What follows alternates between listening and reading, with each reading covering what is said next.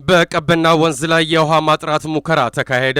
አምባሰል የንግድ ሥራዊ ድርጅት የአሜሪካው አርጎናት ኩባንያ ምርት የሆነው የውሃ ማጣሪያ ማሽን የቀበና ወንዝ ውሃን በማጣራት ሙከራ አድርጓል። የውሃ ማጣሪያ ቴክኖሎጂው በተለያዩ መጠኖች የተዘጋጀ ሲሆን የቆሸሸ ውሃን 99.9 በመቶ ምንም አይነት ኬሚካል ሳይጨመርበት ሜካኒካል በሆነ ሂደት በቀን በርካታ ሺህ ሊትር ውሃ የማጣራትና ጀርሞችን የማጥፋት አቅም አለው ተብሏል። የአምባሰል የንግድ ሥራዊ ድርጅት ሥራ አስኪያጅ አቶ ምትኩ በየነ የውሃ ማጣሪያ ማሽኑ ለሆቴሎች፣ ለሆስፒታሎች፣ ለከፍተኛ ትምህርት ተቋማትና እንደ ታላቁ ህዳሴ ግድብ በርካታ ሰራተኞችን ቀጥረው ለሚያንቀሳቅሱ ድርጅቶች ንጹህ የመጠጥ ውሃን በቀላሉ ለማቅረብ እንደሚረዳ ተናግረዋል። የአርጎናት ካምፓኒ ዋና ስራ አስፈጻሚ ፓሜላ ቮን ግሩበር ቴክኖሎጂውን ተጠቅመን የምናጣራው ውሃ በጤና ላይ ችግር እንደማያመጣ የተረጋገጠ መሆኑንና የአሜሪካ ዜጎች በስፋት እንደሚጠቀሙበት ተናግረዋል። ማሽኖችን ለመግዛት ከ5000 እስከ 2 ቢሊዮን ብር የሚያስፈልግ ሲሆን በኤሌክትሪክ ኃይል፣ በሶላር፣ በጀነሬተርና በባትሪ የሚሰራ ነው ተብሏል። አምባሰል የንግድ ሥራዊ ድርጅት እነዚህ ማሽኖችን ወደ ሀገር ውስጥ በማስገባት ለገበያ እንደሚያቀርብም ተነግሯል ሲል ዘገባውን ያደረሰን ፋና ብሮድካስቲንግ ኮርፖሬት ነው።